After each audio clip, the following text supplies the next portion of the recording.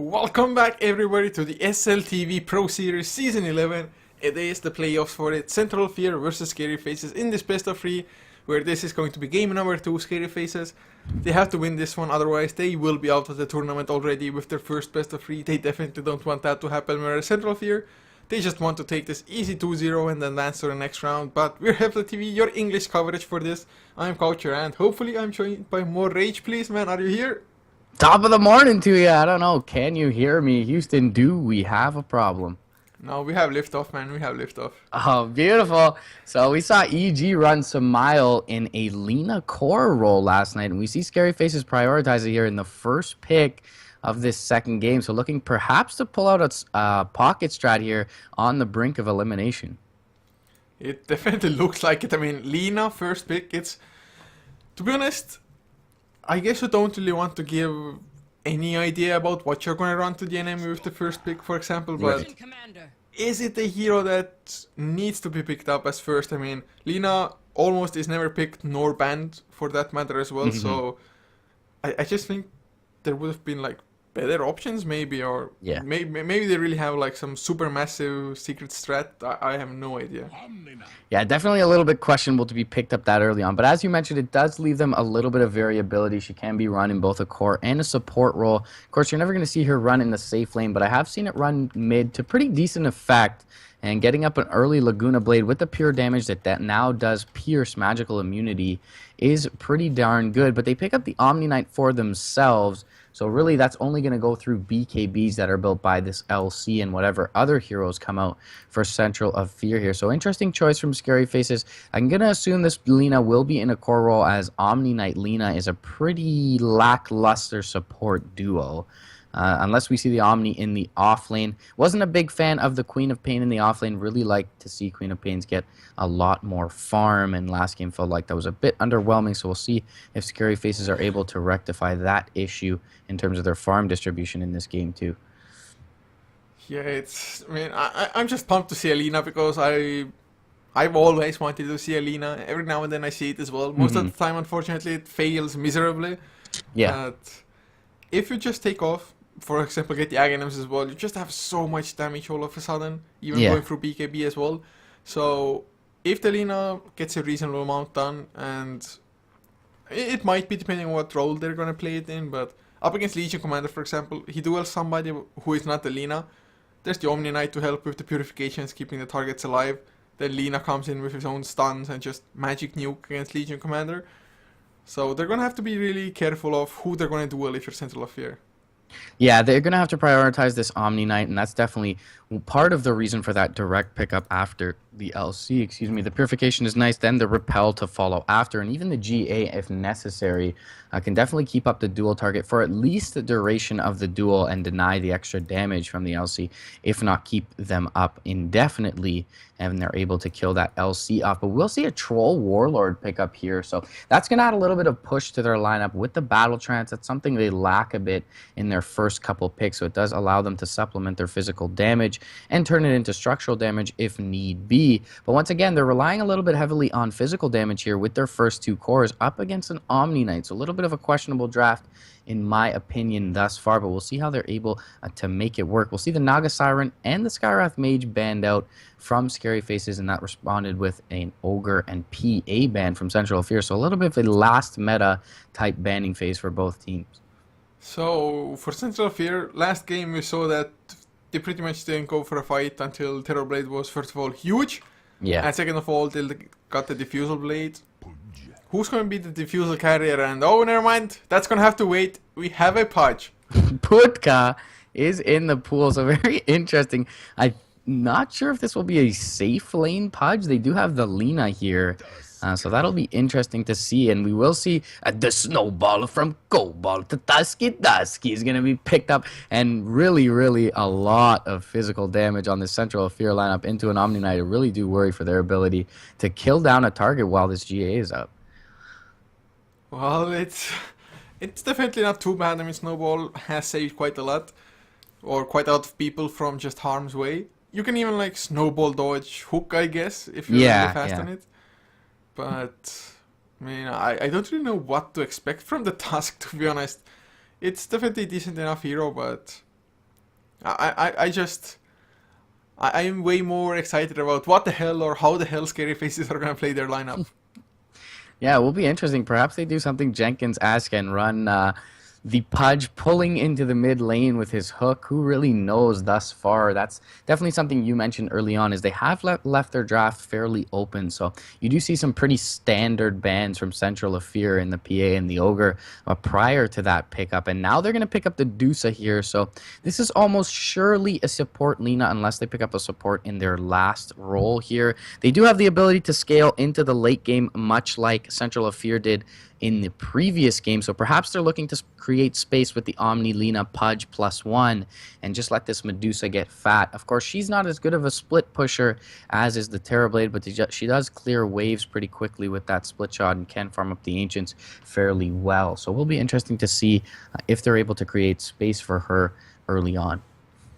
Yeah, and for Central Fear, I guess they kind of need a safe lane core as well at the moment, unless they want to go for an offlane and run the Legion as the number one, or maybe trolling the one position and Legion beat something like that. But would an anti-mage be like a viable pick now that the Medusa is on the board?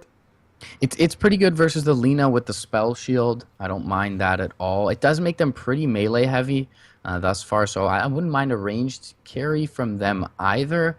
But at the time, yeah, against the Medusa, the mana burn is really nice there. I wouldn't even mind a Silencer Core here. I think Silencer Core works out extremely well up against the Omni Knight, and they can burst him down before the GA gets off, and that'll really allow them to dish out a lot more of this physical damage. They can also get a duel off on one target, so perhaps they're able to duel up the Omni Knight and follow with the Silence afterwards, and that's a lot of seconds of lockdown or disable from casting spells, at least, on that Omni Knight. And the Pudge, I mean, he's going to run around in the team fights. He'll disable someone with a Dismember, but he's not going to do any scary amounts of damage, at least past the 25 to 30 minute mark. So I do think that they can focus the Omni Knight, and barring any stone forms. Yeah, and they do pick up the Silencer here, so I really think Central Fear made a very well-educated pick with that one. They're so smart. Plus, of course, just having Battle Trance with Glaze of Wisdom later on in the game is going to be a crazy amount of pure damage just coming from the Silencer. So it's always nice to have any kind of pure damage, especially if you're dealing with an Omni Knight, for example. Even against the Medusa, just any kind of extra damage. Depleting his mana shield a little bit faster. As Scary Faces last pick, Bloodseeker, man. It's just like randomly. I like that hero. Me in chat because last game I said the only way they're gonna win is if they pick up a Shadow Blade or a Blink on the Terrorblade and Sunder the Omni Knight and Calling Blade him immediately. And someone said in chat, this isn't 3k MMR. Well, now there's a Bloodseeker core with the Tusk, a Pudge, and a Lina core. So, well, I guess the Lina's support now. But how do you like me now? You think this isn't 3k, do ya? I mean, it definitely feels like Scary Faces are like, I like this hero and I like the little dice button, which just makes me random. Oh man. It'll be interesting to see this Blood Right work out here. It is a pretty big AoE. It's a nice spell there. It's pretty good into the duel, but I mean, I don't know. Is Rupture that scary versus a melee heavy lineup? Yes, but not if they're in your face. And so I don't know how that Bloodseeker is going to work out. I think the Silencer 5th pick's a little better than the Bloodseeker, but we'll have to see how it pans out. I mean, it doesn't matter what the 5th pick was. Scary Faces, they have so much swag, especially with this Pudge looking like this, man. Yes, Dondo set on the Pudge. Eknart looking pretty, and he's in a support role generally for Scary Faces from what I've seen, so it'll be interesting to see how they run this Pudge. They do have a Bash on the Lina, which is a support, so perhaps it's a core Omni for them, and that seems to be the case for State 21. To introduce the lineups for Central Fear, MDL just leading the charge on the Tusk, leaving Xiok on the Witch Doctor Klasinki, on the Silencer with Flash Shorty, on the Legion Commander and RNT playing the Troll, as I do believe Eknart saw them, whereas they didn't see Eknart in return, so 5-man rotation pretty much does nothing for them. At least they get some wards down. Or do they even? Nope, they didn't even place a single ward.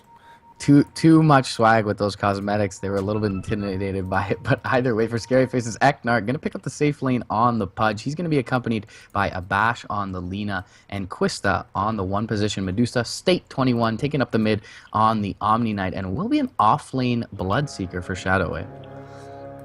So he's going to be up against Legion Commander for the most part. Looks like Central Fear, they are leaving behind an aggressive tri-lane. So Bloodseeker should be doing fairly well for himself there, I think. Although Legion Commander might have a slight upper hand with just spamming overwhelming wards, for example. Yeah. So still, definitely not as bad as it would have been up against a tri-lane. So Bloodseeker, as long as he gets the levels, he can still just start going aggressive with the Rupture and just set up kills that way. Yep, nice deep ward place for some info there from the side of Central of Fear. So that'll be good for them. MDL is kind of waiting in the wings for something to get caught out here, but he doesn't have any support, so probably will see him rotate into lane fairly soon. I feel like they have a slight ranged advantage for Central of Fear in this with the Troll as well as the Witch Doctor. Witch Doctor has really good base damage, so they should be able to win the Harass War at least, if not overall win the lane. Oh, Bash might be in trouble. There's the Ice Shards coming out. Oh, this hook! Oh man, the defensive hook. Beautiful stuff, of course. The buff to Pudge. Had it been the old hook, it wouldn't have been in range there, or the Pudge would have had to come a little bit closer. Man, I was so sure he's gonna die, but mid lane, State 21 taking huge amount of damage as well from that level 1 Glaives of Wisdom from Klasinki. Just Silencer so far completely owning the Omni Knight, or at least just pulling him all the way. Yep, early No Talisman build, definitely the right one for Klasinki there. Actually, Purification may have missed. Not sure if it hit him on that creep there, but either way, yeah, harassing him down quite a bit, as you mentioned. He does bring out his bottle, though, so he will be able to sustain himself in lane thus far. In top lane, things looking pretty even right now. 6 CS on the Bloodseeker to the 7 of the LC. So, mid lane, Omni Knight definitely will struggle a little bit, especially as Klasinki starts getting more and more levels. But what kind of item build, or skill build rather, do you think Silencer will even go for in this game? Do you still go for like maxing out Curse of the Silent and going for Aghanims, or do you go for more like a combat Silencer, maxing out Glaives actually? I'm not sure if he'll max Curse of the Silent. He certainly will get level 4 eventually, but I really do expect the Aghanims just for at least, I believe it increases the duration by a second. It doesn't anymore. Oh, okay, so they nerfed that. So yeah, maybe he opts for a little bit of like a Mystic Staff into the Sheep early on. Perhaps even he goes Scotty, something like that. But yeah, I would expect him to supplement the damage with the Glaives of Wisdom. You don't really need the extra damage from the Silence. You really just need the Silence. Hook, bottom lane. He's going to catch the Troll. RNT gets hit with a stun as well from Lina, but the Cask will be there defensively. Mystic Stake not enough to bring him down with the Voodoo Restoration. He will be able to salve up in the tree line here. Hook is down as he's out of mana for Eknard, and they do save the Troll for the time being.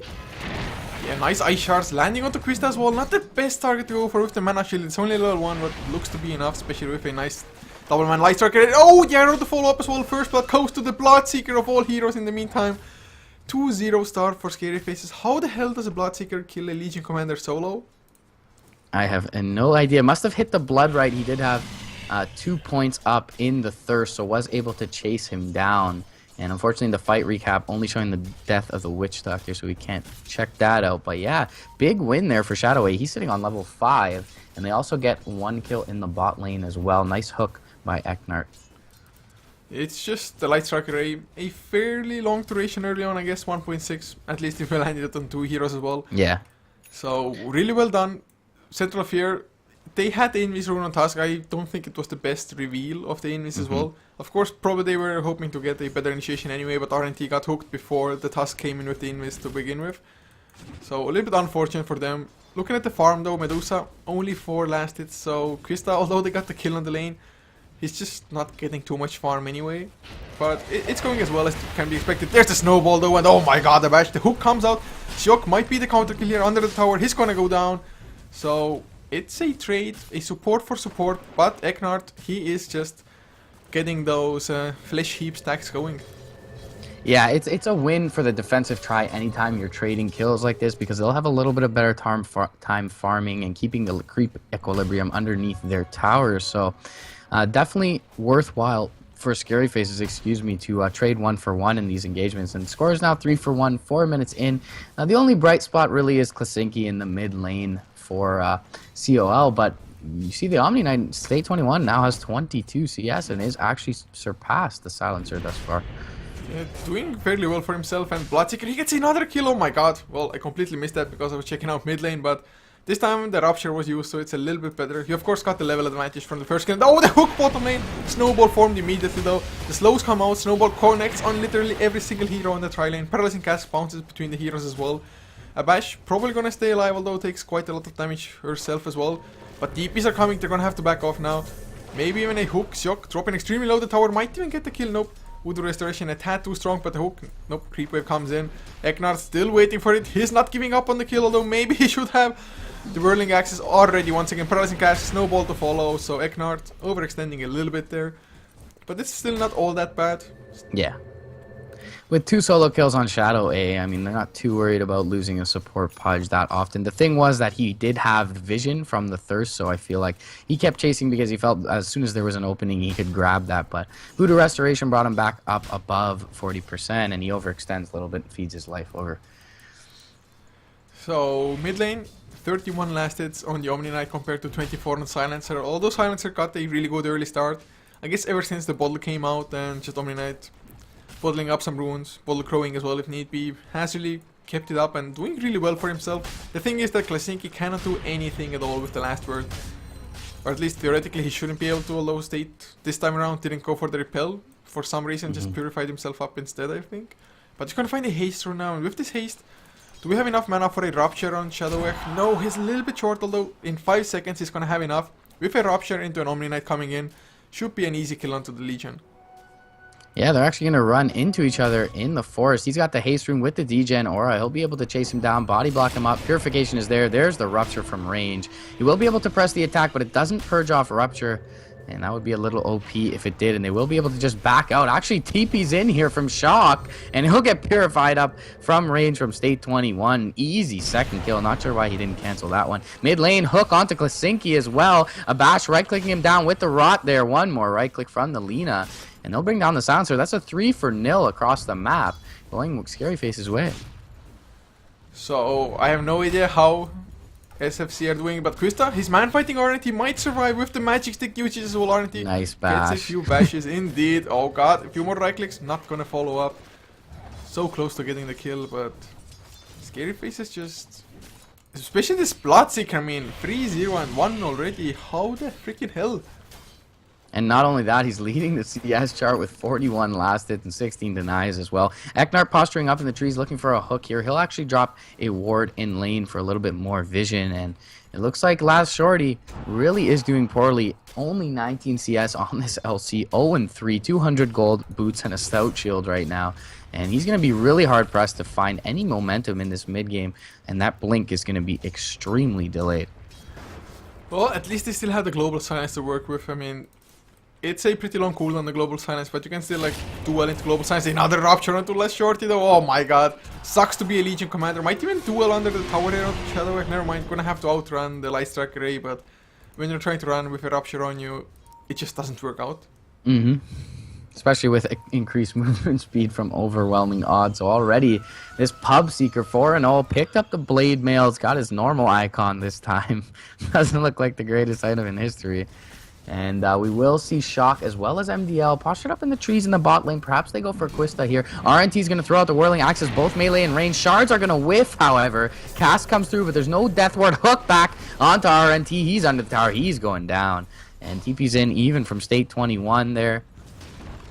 This is just going unbelievably bad for Central of here at the moment. They're still trying to go for something. MDL, he's around. Another hook onto Last Shorty this time around. Legion Commander, he gets snowballed at the last second, but I don't think it's gonna save him. Or at least it shouldn't. Nope, yeah, he's gonna go down. Shadow Egg gets the kill. Does he have the Rupture? Yes, he does. MDL, he's gonna be so damn screwed as well. Trying to bottle up enough mana for a TP, but the hook will cancel it. Oh god, I mean, could it go even worse for Central of here? I have my doubts. I really don't think it could. And Klasinki trying to find some farm in the mid lane. He's level 8. Hasn't been able to commit a silence to any of these engagements because they're just getting rolled over. So it would be a waste of a very long cooldown at this point in the game. Talking about 130 seconds. So 2 minutes and 10 seconds on that global silence. And RNT not really found much. Just as Aquila and Phase Boots. And once you lose an aggressive tri-lane like that, you pretty much need to disband it. And this will give Quista some time to free farm as well on the Medusa. Already 19 last hits, but involved in 4 kills. So is sitting on level 6.5. And we'll have a pause for the time being while Abash reconnects. Yeah, it's just a Medusa, first of all, not dying. That's already like, in a sense, some gold income there, or at least you're not losing any. And just being part of 4 kills, like you said, he almost has the same farm as the mid lane Silencer, who you would have expected to just kind of get free farm up against an Omni Knight, but has even died once with a rotation coming in. this... I don't know, man. How the hell are Scary Faces making this lineup work? I guess Center Field didn't really know what to expect. And also, there have been really good hooks coming out from the patch. I mean, Eknard, he's been landing so many of them. Yeah, he has been very, very proficient with those hooks. I really feel like COL just needs to find a smoke gank with a snowball into a duel. They can cover it with the global silence. They need to start getting single pickoffs on the duel. Bloodseeker would be a great target, as would the Omni Knight at this point. They're both farming very well. Taking a look at the net worth, they are top 2. So they got to use this global silence. I mean, he's level 8. He's been level 6 for a little while now. And they haven't been able to use that because their LC has just been dying too often. But I really like a smoke gank into the snowball or even into a cask and a duel. They can cover it with the global silence and just get one pick off at a time and start climbing slowly but surely back into this game. But it looks like Scary Faces are willing to continue to keep the pressure up even with Quista out of the fray. Oh god, they're definitely gonna have to start making something happen. Like I said, the duels probably might be the easiest way to do so, but finding a proper duel without the blink is gonna be hard for them. Especially since there's like a blade mail on Shadow. If he gets the blade mail off before, he's gonna do quite a lot of damage in return. State also this game, he's going to go for the Yule Scepter on the Omni Knight. Just probably get rid of a silence. The global silence is, I think, the main just concern for him at the moment. Yeah, also pretty good into the duel as well, can delay things out, so will be interesting to see how he's able to utilize that. It is a fairly early one, and we will see the smoked up Eknart go towards the mid lane. They do have high ground vision here. Actually, that's a dire ward, so they don't have, they do on their side, so they will be able to see the silencer rotate into around that radius. And probably going to be able to pick him off with a hook, but he's playing pretty defensively now, so Klasinki does know something is arrived. Top lane, though, Ice Shards go out, Whirling Axes are there, but they're going to get hit by the Blood Right. They will bring down the Lina. RNT, though, getting really low. He's trying to TP out in their face under Voodoo Restoration. He will be able to do so. And Shadowway a little bit late there. Hook onto MDL, though. They'll be able to bring him down. Shards onto 2. Shadowway and Eknard very low. Double damage pop, though, by Eknard. He'll be able to bottle up here. And he is looking for another kill on this Wictar. He should be able to find it. He's got a Dismember ready. But there's the vision. He's going to hook down into a duel. Eknard going to go down here. He's probably going to feed over the damage. But the Blood Right is going to land. Press the attack lands a little bit too early. Doesn't take off the silence there. And Shadowway will be able to chase down the LC. TPs in are a little bit too late from the Tusk. Mid lane, Yule Scepter up onto the silencer. There's the Slight Strike away. And the Laguna Blade not even needed, but they'll use it anyways. And Klasinki gonna go down. So overall, still another win. GG. And there's the GG call. Okay then, 11 minutes in, man. Bloodseeker, Lina, Pudge. What? Easy game, right? 11 minutes. This Pudge, it did so freaking much. They must have practiced it before. I don't know why. I cannot imagine a player who hasn't practiced Pudge just landing so many hooks. Yeah, it seems to be somewhat of a pocket strat. Definitely, guys, if you're trying to get out of the trenches, Pudge, Lina, Bloodseeker, easy win, easy life. So, unfortunate for COF, they take the first game, but easy stomp here for Scary Faces. We'll see if they're able to carry over the momentum into Game 3. Indeed we shall, guys. So we're gonna head into the lobby now. Thank you once again for tuning in, supporting us, as well as the Star Ladder Pro Series, of course. Lots of upcoming good teams from here, but we're gonna head into game number 3 now. So you can follow us on HeflaTV for more content in the future as well. It is HeflaTV for both Facebook and Twitter. For the casters, at Couchor for me, at mrpdota for my co-caster. And don't go anywhere, game 3 about to come up in a couple of minutes time.